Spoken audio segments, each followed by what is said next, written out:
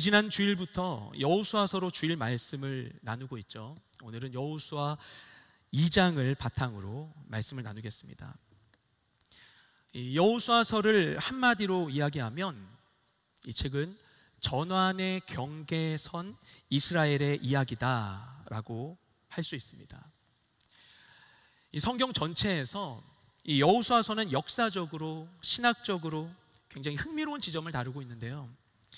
다양한 이 경계적인 상황이 이 여호수아서 안에 녹아 있어요.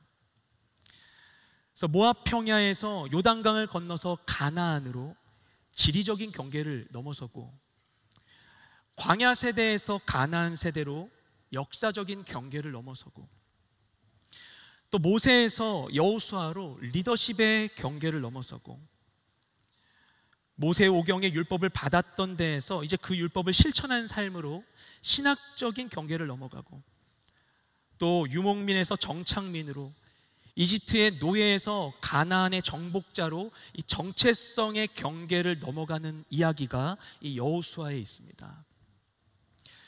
그래서 여호수아서를 읽으며 우리는 다양한 이 경계적 상황에서의 긴장을 느낄 수 있게 됩니다. 그것이 약 3500년 전 고대 근동에서 일어났던 이 여호수아서의 이야기가 오늘날 21세기를 살아가고 있는 우리에게 친숙하게 읽혀지는 이유입니다. 우리도 경계적인 삶을 살아가고 있기 때문입니다. 이 청년의 시기 가운데 정체성과 역할,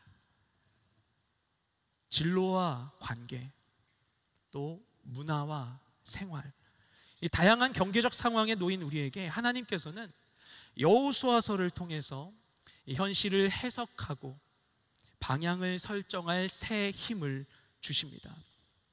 그래서 오늘 이 말씀을 통해서 우리 모두가 우리의 삶을 완성케 하는 하나님의 소망을 얻게 될 줄로 믿습니다.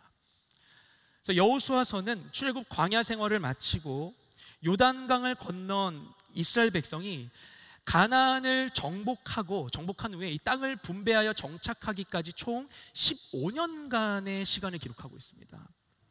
결코 짧지 않은 시간이죠. 그런데 그 긴 정복 스토리 중에서 유독 이 첫 전투인 여리고성 전투에 가장 많은 분량을 할애하고 있어요.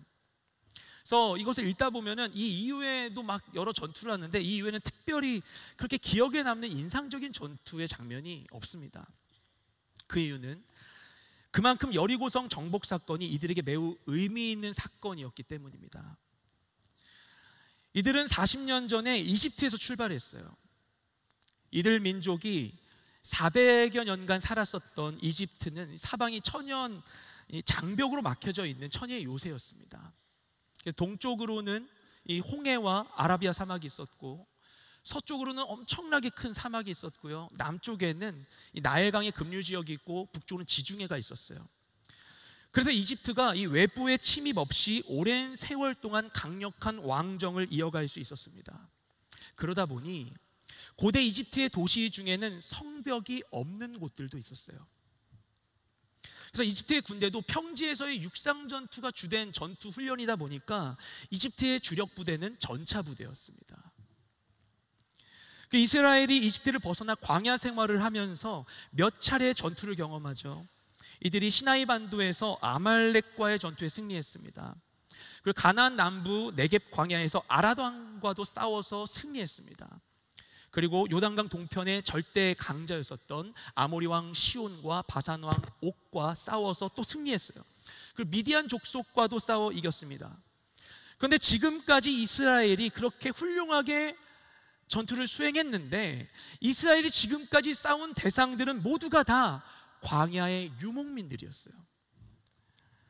이스라엘이 지금까지 40년간 광야 생활을 했죠.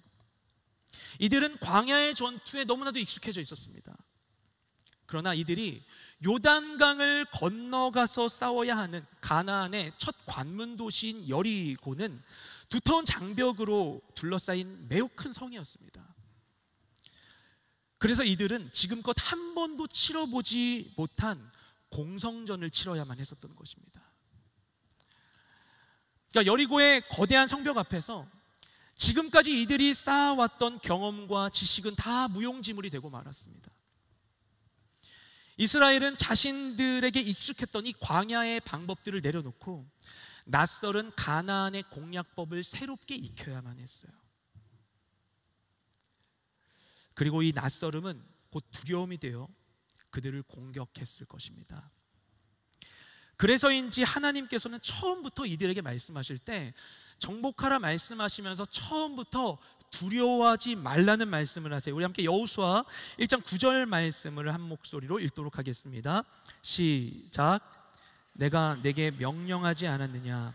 강하고 담대하여라. 두려워하지 말고 낙심하지 마라. 내가 어디를 가든 여호와 내 하나님이 너와 함께 할 것이다. 아멘. 왜 하나님께서 두려워하지 말라고 반복적으로 담대하라고 말씀하셨겠습니까? 이들의 마음이 두려움에 가까이 있었기 때문입니다. 알지 못하는 것은 우리에게 두려움을 줍니다.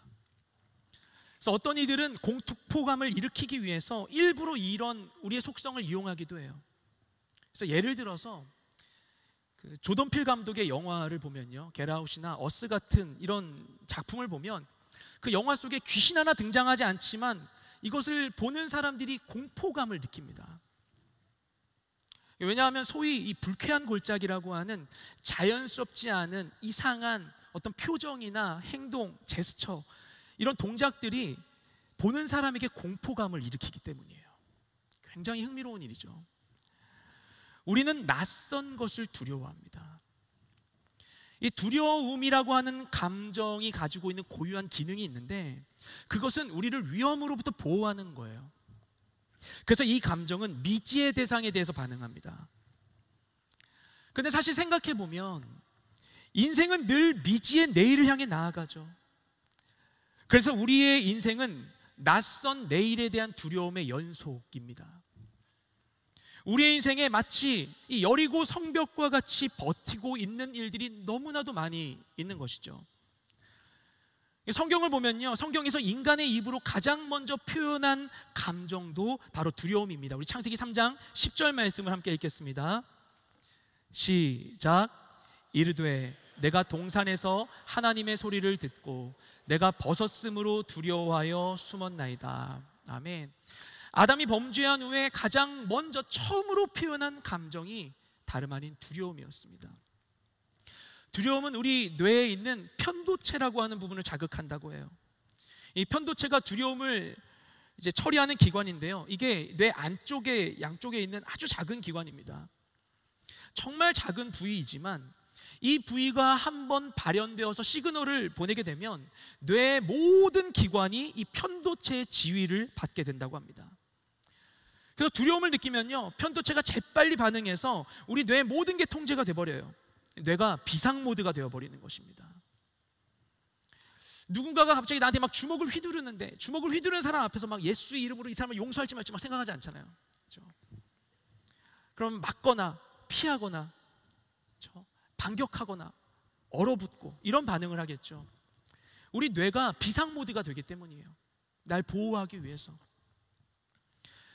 그래서 두려움의 편도체가 반응을 하게 되면 흥분하고 스트레스가 증가하고 그리고 혈류량이 뇌보다는 근육에 집중된다고 합니다. 예민해지고요, 사고 능력이 조금 저하됩니다. 그래서 판단의 폭이 좁아지고요, 터널 효과라고 하죠.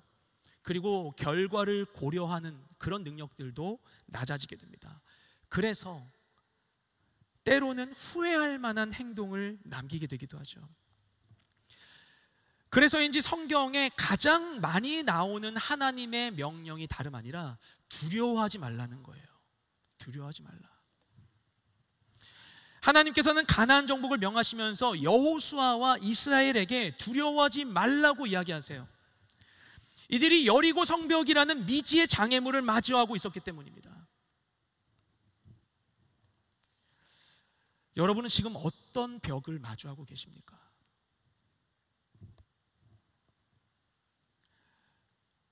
(40년) 전에 이들의 아버지 세대도 이 두려움의 벽을 마주하게 되었습니다. 이들은 결국에 이 벽을 넘지 못했었죠. 그래서 결국에 이들 모두가 40년의 긴 세월 동안 광야에 머물러야만 했습니다. 그리고 40년이 지나서 돌아온 지금 그들은 결국 같은 두려움 앞에 멈춰 서게 되었습니다. 그런 상황 속에서 이 미지의 땅을 향해 처음으로 나아간 이들이 있었습니다. 우리 여호수아 2장 1절 말씀을 함께 읽겠습니다. 시작. 눈의 아들 여호수아는 시딤에서 두 정탐꾼을 은밀히 보내며 말했습니다. 가서 그 땅을 살펴보고 와라. 특히 여리고를 눈여겨보아라. 그리하여 두 정탐꾼이 가서 랍이라는 창녀의 집에 들어가 거기 묵게 됐습니다. 아멘. 여호수아는 가나안 땅을 정복하기 위해서 2명의 정탐꾼을 파견합니다. 이 2명을 선발해서 보내기까지 여호수아가 얼마나 많은 고민을 했을지 상상이 되시죠? 이 정탐꾼의 중요성을 누구보다도 여호수아 본인이 잘 알고 있었을 거예요. 이 40년 전에 가데스 바니아에서 파견했었던 이 12명의 정탐꾼 가운데 여호수아도 함께 하고 있었기 때문이죠. 그는 당시에 이 정탐꾼의 말 한마디가 공동체에 얼마나 큰 영향을 미치는지를 뼛속 깊이 경험했습니다. 마치 오늘날의 이 언론과 같은 역할을 그들이 했었던 거예요. 그런데 이전에 정탐꾼을 그 12명을 보냈을 때에는 사실 이 신명기 말씀을 참고해 보면 이스라엘 백성이 먼저 이걸 요구했습니다. 가나안 정복이 두렵다 보니까 자신들의 눈으로 먼저 확인하고 싶은 마음이 들어서 정탐꾼을 보내달라는 요청을 하게 되었어요. 그 결과 각 지파별로 한 명씩을 파견하게 되죠. 그 지파를 대표하여서 그곳을 보고 오도록. 그런데 이번에 여호수아는 다른 방법을 취하게 됩니다. 그는 이 미지의 두려움의 실체를 정확하게 보기를 원했어요. 그래서 단 2명의 정탐꾼을 선발해서 아무도 모르게 은밀히 파견합니다. 그리고 가나안 땅을 살피되 특별히 여리고성을 눈여겨보라고 하죠. 그리고 여리고성에 들어간 이들은 랍이라고 하는 창녀의 집에 들어가 머물게 되었다라고 말씀이 나와 있습니다. 1절 말씀 가운데 굉장히 많은 것이 함축되어 있어요. 근데 이 본문의 원어적인 의미를 볼 때 이 랍이라고 하는 여성은 본문의 표현대로 몸을 팔아 생계를 유지했던 것으로 보여요. 그래서 이곳 여리고성에서 가장 비천한 신분에 해당하는 그런 사람이었던 거죠. 그래서 이제 우리가 본문을 읽어보면 그녀의 집은 여리고성의 최외곽 지역인, 그러니까 이곳의 발굴에 대한 이야기는 사실 여러 설이 있는데 제일 일반적인 게 외벽과 내벽이 여기서 발굴이 되었습니다. 근데 외벽의 이 제일 끄트머리 가장자리에 붙어 있는 상태로 그녀의 이 가옥이 이렇게 형태가 있었던 것으로 우리가 성경을 통해 볼 수 있게 됩니다. 그러니까 전쟁이 나서 성벽이 무너지면 가장 먼저 위험에 노출되는 그런 신분이었던 거예요. 그런 그녀의 집에 두 정탐꾼이 찾아갑니다. 이 라합의 집은 그녀의 이 직업 성격상 많은 사람이 오가는 곳이었기 때문에 의심을 피할 수 있었겠고, 그리고 그만큼 많은 사람이 있어서 많은 정보를 쉽게 얻을 수도 있었을 거예요. 또 성의 외곽에 있었기 때문에 감시로부터 비교적 자유롭고, 그리고 숙박 비용도 좀 저렴했겠죠. 그런데 그런 정탐꾼들의 이 치밀한 계획에도 불구하고, 나름 계획을 세워서 그 집에 갔음에도 불구하고 우리가 이 말씀을 보면요, 이들의 이 동태가 생각보다 빨리 감시망에 잡히게 됩니다. 우리 2절부터 4절까지 말씀을 함께 읽겠습니다. 시작. 그런데 여리고 왕에게 이런 말이 들려왔습니다. 보십시오, 이스라엘 자손 몇 사람이 이 땅을 몰래 살피러 오늘 밤 여기에 왔습니다. 그러자 여리고 왕은 라합에게 전가를 보냈습니다. 내게로 와서 내 집에 들어온 사람들을 끌어내어라. 그들이 이 땅을 몰래 살피러 왔기 때문이다. 그러나 그 여자는 그 두 사람을 벌써 숨겨놓고는 말했습니다. 그렇습니다. 그 사람들이 내게 왔습니다만 그들이 어디에서 왔는지 몰랐습니다. 2명의 정탐꾼이 보면, 말씀을 보면 밤중에 여리고성에 들어왔어요. 밤중에 여리고성에 입성했고요.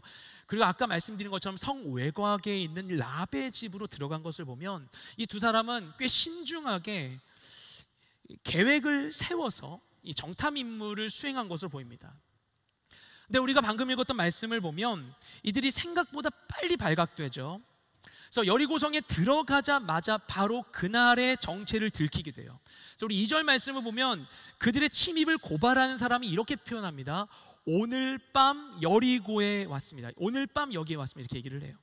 그러니까 그날 밤에 들어왔는데 그들의 침입을 파악한 사람이 보고한 시점도 그날 밤이었던 거예요. 그러니까 그날 밤에 왔는데 자정이 되기 전에 발각되어서 보고까지 들어간 거예요. 그렇죠? 그러니까 그 첩보가 굉장히 신속하게 이루어졌던 것입니다. 그럴 뿐만 아니라 이 내용이 매우 상세합니다. 첩보 내용을 보면 이들의 정체가 이스라엘 자손이라는 것도 이미 파악하고 있어요. 그리고 이들의 목적이 이 땅을 정탐하려는 것이라는 사실도 정확하게 파악하고 있었습니다. 그래서 아마도 이 두 명의 정탐꾼이 정탐하면서 했던 이야기를 누군가 이제 몰래 엿들었거나 아니면 이 사람들의 이 동태를 유심히 누군가가 살피고 있었던 것이겠죠. 그리고 첩보를 보고받은 왕이 이 첩보를 입수하자마자 바로 체포영장을 발부하게 되는데요. 이들은 처음부터 이 두 명의 거동 수상자가 성의 외곽 라합의 집에 들어갔다는 사실도 정확하게 알고 있었어요. 그러니까 그들이 인상착의를 막 그려가지고 여기저기 막 탐문 수사하면서 어디로 갔나 찔러보는 게 아니라 처음부터 왕의 명령을 받고 바로 라합의 집으로 갑니다. 이 상황이 좀 이상하지 않습니까? 모든 게 너무나 빨라요. 이 모든 게 하룻밤 안에 고작 몇 시간 이내로 이루어진 일입니다. 아직 성문도 닫히기 전이에요. 심지어 이른 저녁안에 모든 것이 이루어졌다고 우리가 유추할 수가 있어요. 이 두 명의 거동 수상자에 대한 상세한 정보가 매우 빠르게 파악되었을 뿐만 아니라 아직 명확하게 확인되지 않은 이 첩보가 매우 빠르게 최종 결정권자인 왕에게까지 직통으로 보고됩니다. 밤이니까 왕이 직무를 다 이제 내려놓고 침소에 들었겠죠. 그런데도 이 왕에게 첩보가 다 도달할 뿐만 아니라 왕은 지체 없이 체포를 명령합니다. 그러니까 여리고성 전체에 엄청난 텐션이 느껴지는 거예요. 이들은 긴장해 있었습니다. 그래서 외부인이 들어오자마자 이들의 동태를 의심하며 살핍니다. 그리고 의심스러운 정황을 발견하자마자 바로 신고해요. 왜 그랬을까요? 그 이유가 라합을 통해 드러나게 됩니다. 오늘 본문 우리 8절과 9절 말씀을 함께 읽겠습니다. 시작을 해야 되는데 시작. 네. 정탐꾼들이 잠자리에 눕기 전에 라합이 지붕 위로 올라가 그들에게 말했습니다. 나는 여호와께서 이 땅을 당신들에게 주신 것을 알고 있습니다. 당신들에 대한 두려움에 우리가 사로잡혀 있고 이 땅에 사는 모든 사람들이 당신들 때문에 간담이 서늘해져 있습니다. 아멘. 이 본문 앞에 방금 읽은 말씀 바로 앞에 있는 말씀을 이제 보면요, 라합이 두 정탐꾼의 정체를 바로 알았던 것 같아요. 무슨 변장을 되게 허술하게 했는지 어쩐지 모르겠지만 바로 알아봤던 것 같습니다. 여호수아 2장을 읽어보면 이 두 정탐꾼이 라합에게 먼저 자신들의 정체를 밝힌 정황은 나오지 않습니다. 근데 라합은요, 이 왕이 보낸 추격자들이 아까 말씀드렸다시피 왕에게 바로 신고가 들어갔고 추격자를 바로 파견했음에도 불구하고 그들이 매우 빠르게 이들을 찾아왔음에도 불구하고 그들이 오기도 전에 미리 두 정탐꾼을 지붕 위에 은신시킵니다. 그리고 추격자들이 떠난 후에야 두 정탐꾼에게 이 상황을 설명하고 있어요. 고작 이 두 명의 정탐꾼에게 여리고성 전체가 긴장하여 반응하고 있는 이유가 대체 무엇인가? 그 이유는 두려움이었습니다. 라합은 여리고성 전체가 이스라엘에 대한 두려움에 사로잡혀 있다고 이야기하고 있어요. 여리고성은 두려워하고 있었습니다. 이 여리고성의 편도체가 자극을 받아서 성 전체가 강한 긴장 가운데 있었던 것이죠. 참 흥미롭지 않습니까? 이 여리고성이라고 하는 이 두터운 성벽을 사이에 두고 성 밖에 있는 이스라엘 백성이나 성 안에 있는 여리고 백성들 모두가 다 두려워하고 있었던 것입니다. 이 두려움은 때와 장소를 가리지 않습니다. 우리는 언제 어디서든지 두려워할 수 있어요. 성경에서 처음으로 이 두려움의 감정을 표현했던 아담은요, 처음 죄를 지은 순간 하나님 앞에서 두려워했어요. 그래서 아마도 이런 두려움이 그가 죄를 짓기 전에는 경험해보지 못했던 감정이었던 것 같아요. 그래서 선악을 알게 하는 나무의 열매를 그가 먹게 되는데, 먹기 전에도 사실 그는 벗고 있었잖아요. 벗고 있었다고 나옵니다, 성경에. 근데 그것이 그에게 아무런 위협이 되지 않았습니다. 하지만 그가 선악을 알게 하는 나무의 열매를 먹고 하나님의 이 보호의 장막이 벗겨진 후에 처음으로 직면하여 보게 된 것은 헐벗은 자신의 연약한 실존이었습니다. 그래서 그는 벗은 것이 두려워졌어요. 두려운 그가 한 선택은 무화과 나뭇잎을 주워서 이걸 엮어서 조악한 이 치마를 만들어 자신의 몸을 겨우겨우 가리는 것이었습니다. 그러면 두려우니까, 수치스러우니까 가리면, 감추면 좀 나았을까요? 근데 그래도 그는 두려움이 좀처럼 가시지 않았어요. 그래서 그런 그를 찾아온 하나님 앞에서도 좀체 자신을 드러내지 못하고 숨어버리게 됩니다. 그리고 하나님께 괴로운 음성으로 고백해요. 제가 동산에서 하나님의 소리를 듣고 벌거벗은 것이 두려워 숨었습니다. 이렇게 고백합니다. 이 두려움의 패턴은 그의 다음 세대로도 이어집니다. 그의 아들 가인이 동생 아벨을 죽였을 때 이 가인의 마음 가운데 두려움이 엄습하게 됩니다. 이 최초의 살인을 통해서 가인이 깨닫게 된 것은 자신이 아벨에게 행한 것과 같이 자신도 다른 이에게 죽을 수 있다는 사실이었어요. 그래서 그는 하나님께 자신도 죽임을 당할까 봐 두렵다고 이야기를 하게 되죠. 그리고 결국에 그가 에덴의 동쪽 놋 땅에 거주하게 되었을 때 그는 자신의 아들의 이름을 따서 에녹이라고 하는 성을 쌓게 됩니다. 그리고 그것이 성경에 기록된 인류 최초의 성의 등장입니다. 인류가 처음으로 성벽을 세운 이유는 바로 두려움 때문이었습니다.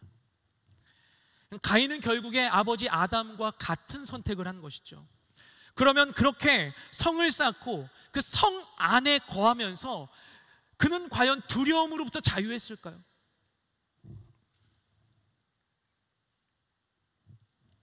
두려움은 때와 장소를 가리지 않습니다. 이 두려움은 우리에게 매우 친숙한 감정이에요. 앞서 읽은 대로 창세기 3장 10절에 등장한 것처럼 그 정도로 두려움의 역사가 굉장히 길기도 하고요. 또 우리가 위협을 느낄 때마다 스스로를 보호하기 위해서 빈번하게 일어나는 감정이 바로 두려움입니다. 그래서 우리는 가장 익숙한 방법으로 이 두려움을 마주하곤 합니다. 누군가는 막 적극적으로 막 분노하기도 하고요. 막 강한 벽을 세우기도 하죠. 보호하기 위해. 어떤 경우에 숨어버리고 그 상황을 회피하거나 무시하기도 합니다. 우리는 아주 어릴 때부터 이 두려움을 경험해요. 갓난아기를 보면요, 갓난아기도 낯가림을 하죠. 그리고 부모가 없으면 분리불안을 표현하게 됩니다. 그렇게 우리는 꽤 어린 시절부터 이 두려움에 반응해 왔어요.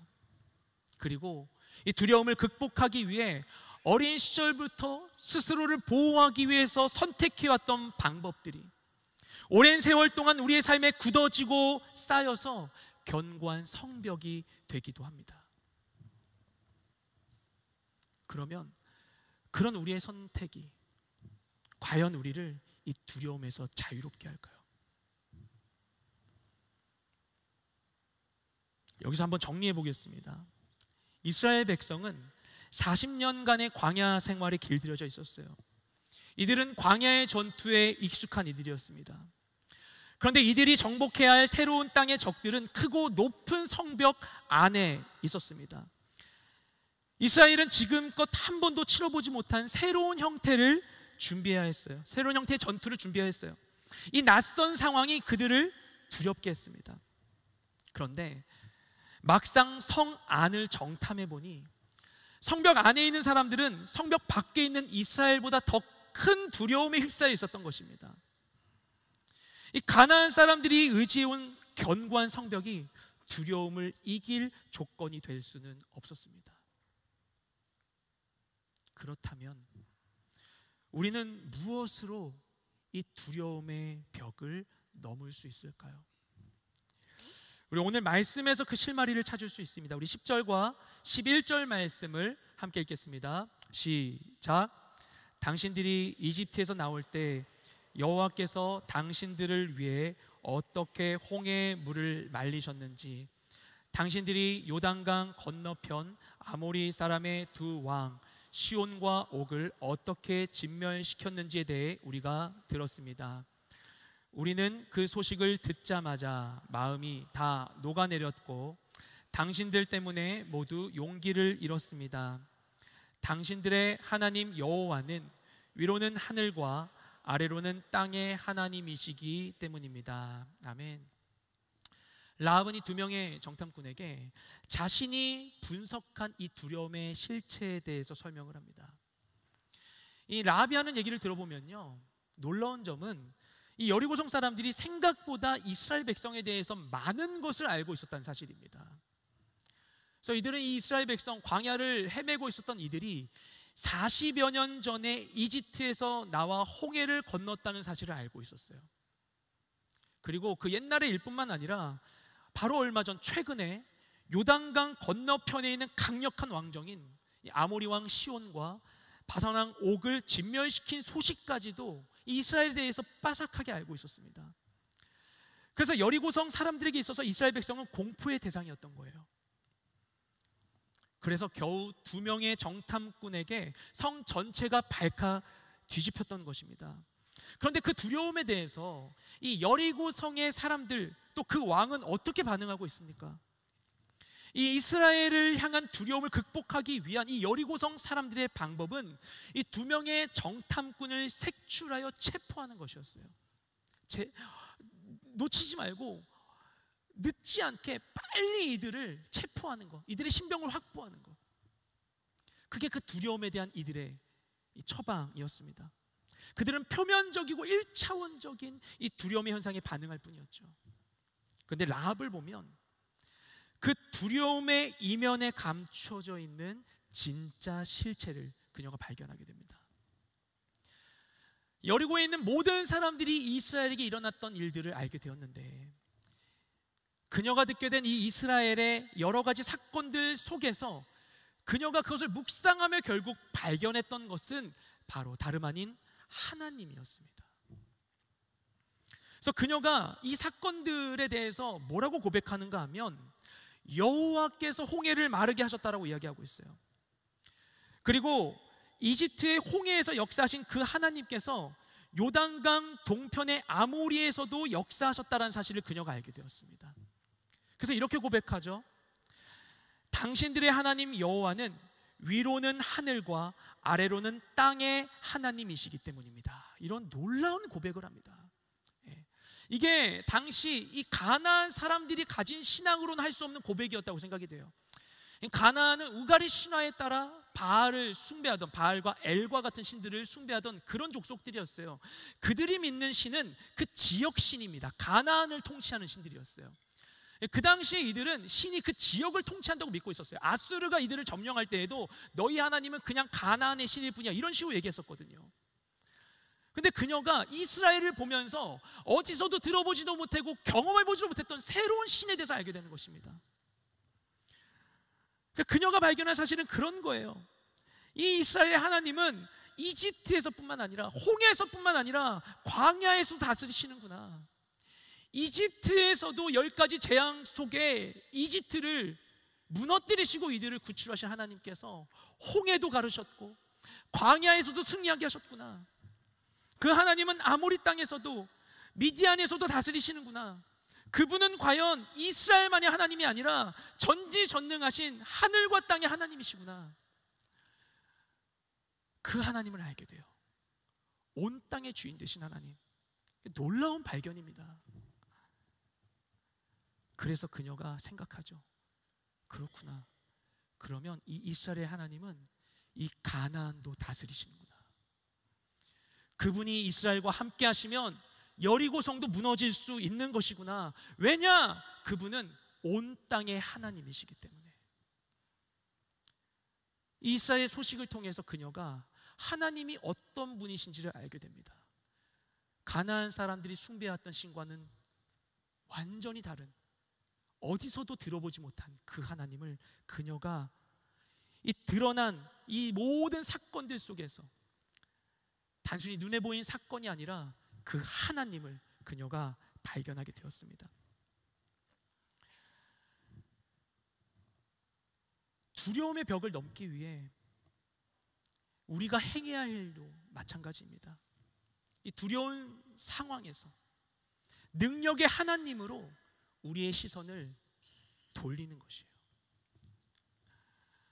두려움이 인지될 때, 두려움에 몸과 마음이 반응할 때, 나의 편도체가 자극될 때, 그때 가장 먼저 여러분의 시선을 전환하십시오. 나를 두렵게 하는 상황과 사건과 인물로부터 시선을 돌려서 하나님을 보는 것입니다. 그 상황 가운데 너무나 두려워서 막 통제가 되지 않고, 너무나 두려워서 어쩔 때 막 벌벌 떨리고, 너무나 두려워서 아무것도 생각나지 않는 상황 가운데에서도, 나의 그 감각 가운데에서도 믿음을 가지고 하나님을 찾는 거예요. 하나님, 하나님 두려워요. 하나님, 하나님 도와주세요. 하나님 도와주세요. 이것을 이길 힘이 주님 저에게 없습니다. 이 모든 것을 다스릴 힘이 주님 당신께 있습니다. 그 상황 가운데 하나님께로 나아가는 거예요. 나의 감각을 의존하지 말고. 이 상황을 다스리는 능력이 하늘과 땅의 하나님께 있음을 고백하는 것입니다. 우리가 두려움을 느끼게 되면요, 두려움으로 일어나게 되는 현상 중에 하나는 무엇인가 하면, 두려움은 자꾸 우리를 고립되게 만들어요. 나의 성에 갇히게 만들어요. 내가 안전하다고 생각하는 그 공간 가운데, 그 상황 가운데 머무르게 해요. 자신만의 성벽에 가두는 것입니다. 그러나 두려움을 이기려면 그 속박으로부터 벗어나야 하는 것입니다. 하나님을 붙잡고 나와야 하는 것입니다. 하지만 말이 쉽지 어려워요. 이 두려움이란 감정이 너무나 힘이 센 감정이거든요. 그런데 우리가 이 두려운 상황에서 능력의 하나님으로 우리가 시선을 전환시키는데 도움이 되는 일이 있습니다.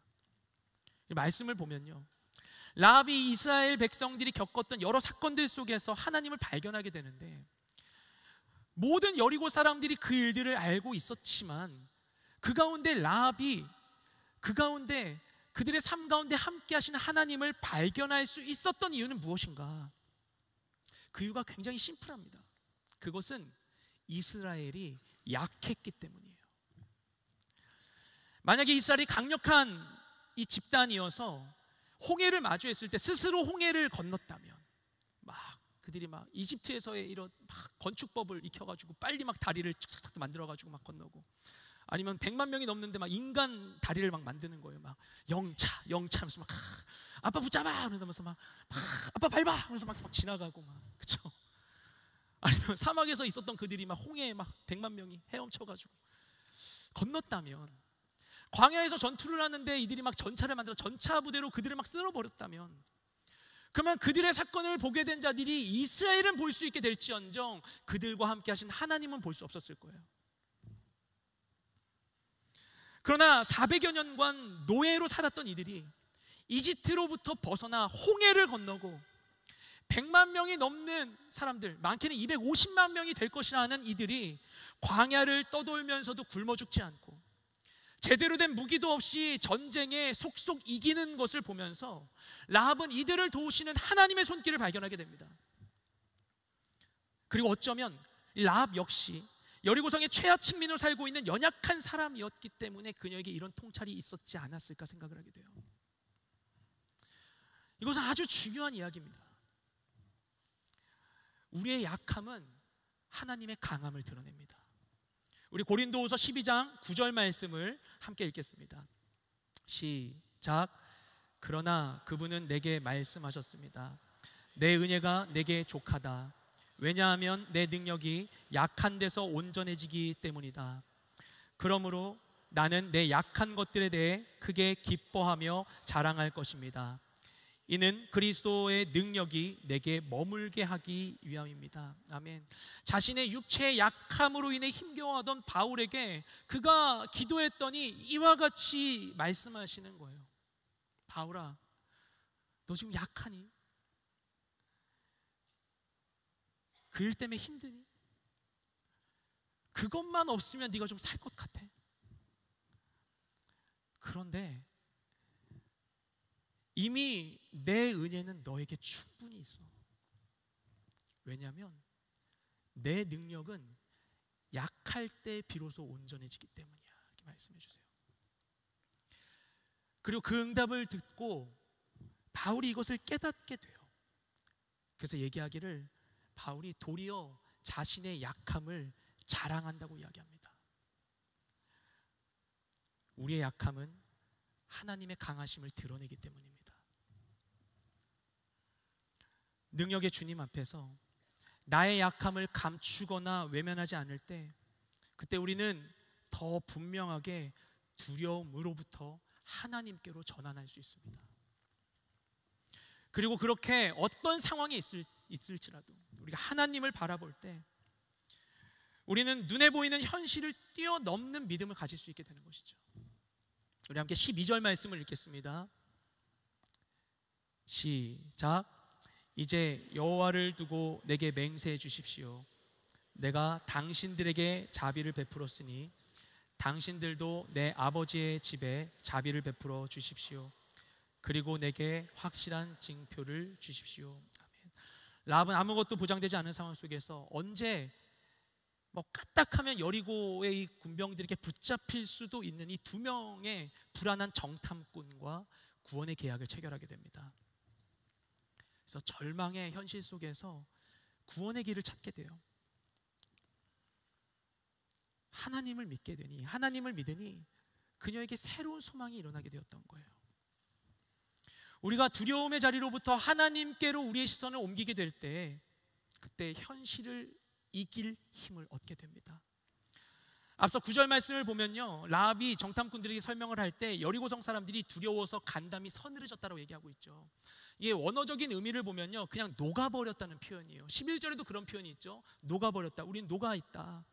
두려워서 힘을 잃고 전의를 상실했다라는 거예요. 여리고 사람들이 그렇대요. 이 두려움은 소망을 고갈시켜버립니다.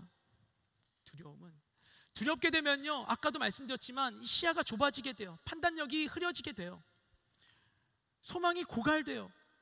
하지만 그 두려움으로부터 하나님께로 시선을 전환하면 그 가운데에서도 새로운 길이 보이게 되는 것입니다. 절망 속에서 소망을 찾게 됩니다. 그래서 그녀는 이 정탐꾼들과 믿음으로 계약을 체결합니다. 그리고 정탐꾼들은 안전하게 본진으로 복귀하게 됩니다. 이 두 명의 정탐꾼은 낯설고 크고 두려운 이 성벽을 공략하기 위해서 여리고로 갔습니다. 그러나 이 정탐을 마친 그들이 결국 이 정탐의 시간을 통해서 확인하는 것은 가나안 정복을 위한 어떤 전략이나 정보 따위가 아니었어요. 이번 정탐을 통해서 이들은 전혀 기대하지 않았었던 이 이방 여인 라합의 고백을 통해서 하나님을 바르게 보게 됩니다. 우리가 믿는 하나님, 애굽으로부터 인도하신 하나님, 광야 40년간 함께 하신 하나님, 여기까지 인도하신 하나님, 내가 믿는 그 하나님인데 그 하나님이 과연 어떤 분이신지에 대해서 그들이 다시금 발견하게 됩니다. 자신들에게 강하고 담대하라고 말씀하셨던 그 하나님께서 정말 어떤 분이신지를 체험하게 돼요. 그래서 결국에 이들은 이 두려움의 벽을 넘어서 우깃대를 맞아 강한 물살이 흐르고 있는 이 요단강을 건너서 크고 견고한 여리고성을 향해 나아갑니다.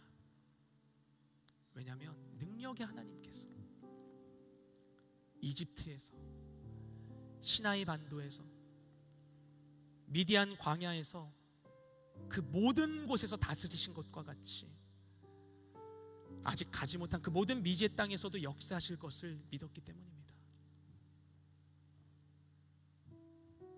그 주님을 발견하면요, 어디든지 갈 수 있습니다. 알지 못하는 곳도, 두려운 내일로도, 정말 마주하고 싶지 않은 자들 앞에도, 내가 피해 도망쳤던 그 자리로도 우리는 기꺼이 나아갈 수 있어요. 그곳에서도 주님은 하늘과 땅의 하나님이시기 때문에.